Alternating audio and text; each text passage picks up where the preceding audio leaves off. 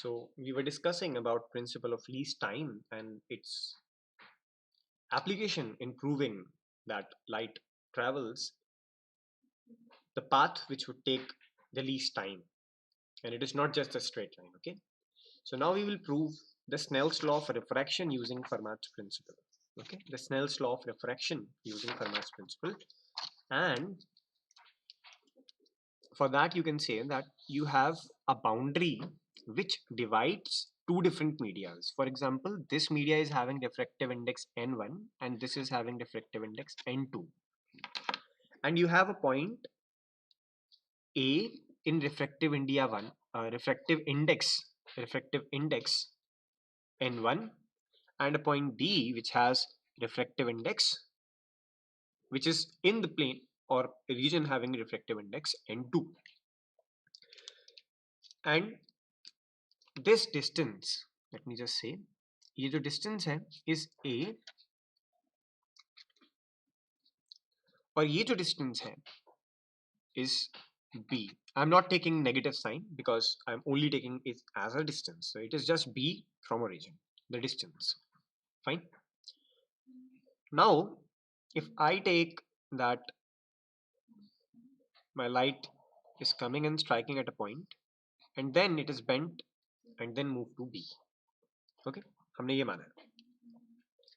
So पहले की तरह से you can assume that this is a point Q. Fine. This is origin and this is a point P. And Q और O में जो distance है that is X.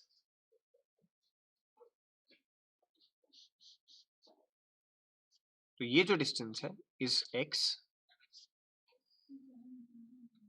और obviously ये जो total distance है, the total distance is C.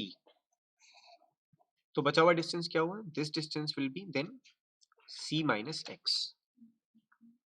Fine. Similarly, जैसे हमने पहले किया था, the time travel will be equals to, जो time खर्च होगा वो होगा AQ upon velocity of light in V1. A से Q में, लेकिन velocity अभी V1 है, पता नहीं वो क्या velocity है, but V1 है.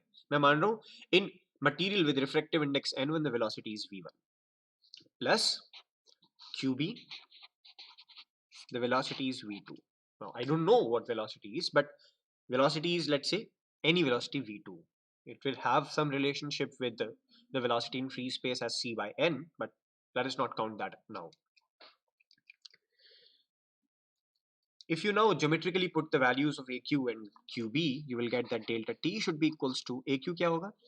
अगर ये X है, ये A है, तो AQ होगा आपका under root of A square plus X square varied by V1 plus under root of, if you say what will be QB, the QB will be B square plus C minus X square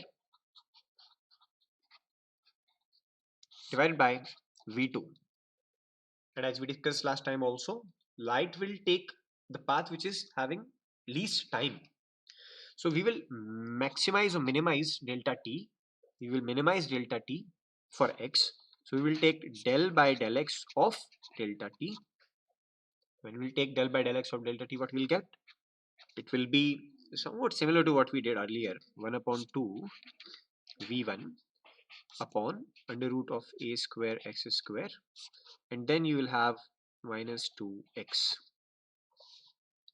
Also, this will be having the same term. The only thing that will change is that instead of having just V, we will have V2. So I can write it as, it would be 2 C minus X upon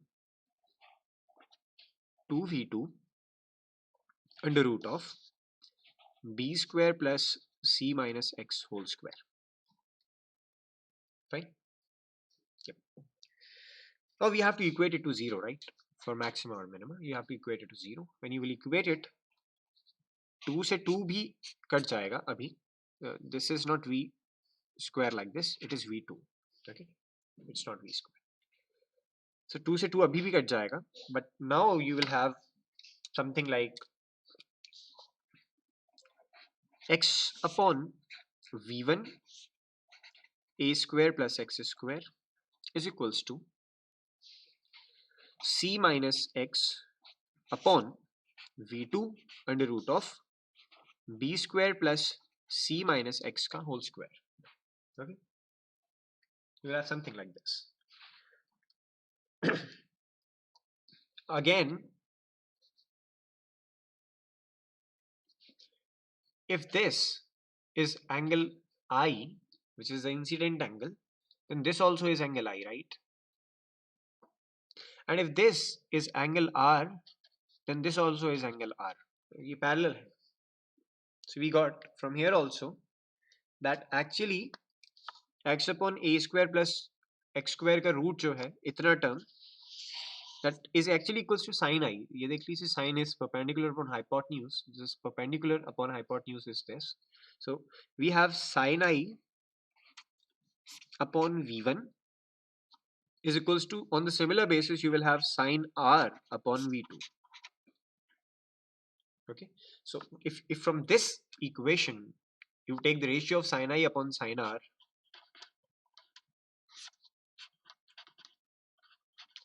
it will nothing be but v1 by v2, which is ratio of velocity of light in v1 and ratio of velocity of light in v2. Fine. So because we know that if n1 was the refractive index, तो total velocity होगी c upon n1 इस case में. If n2 was the refractive index, तो इसकी velocity होगी c upon n2. तो यहाँ अगर आप divide करें, v1 is c upon n1 divided by v2 is c upon n2. So you will be having that sin I by sin R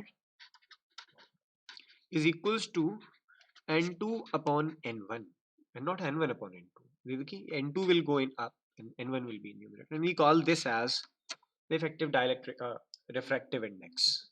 The refractive index, sin I upon sin R is equals to mu, n2 upon n1, ratio of refractive. Fine. And this indeed is your Snell's law of refraction.